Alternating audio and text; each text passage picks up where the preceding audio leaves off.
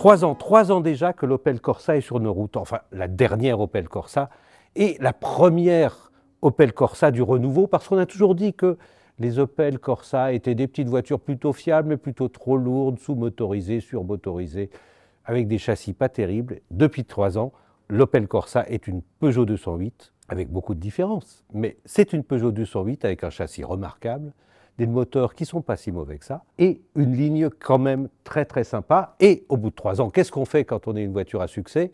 On se restyle.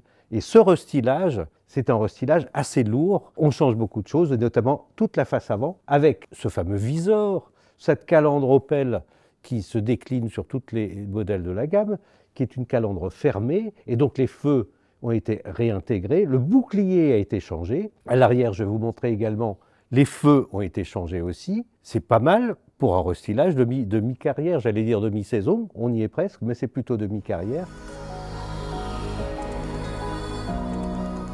À l'intérieur, pas grand-chose n'avait changé, le mobilier reste exactement le même, les 2 écrans numériques aussi. On a cet écran qui est quand même très très intéressant parce que là, enfin, il est beaucoup plus fluide et le système est plus accessible et plus simple. Mais ce qui a changé, outre ces sièges qui sont toujours AGR, la fameuse ergonomie Opel, c'est que la nouvelle Corsa hérite de ce qu'on trouve déjà dans le Mokka et ce qu'on retrouve chez Peugeot. C'est la fin de l'aileron de requin qui servait pour la boîte automatique. Mais il y a une chose qui change aussi, et c'est sous le capot, et je vais vous expliquer tout ça.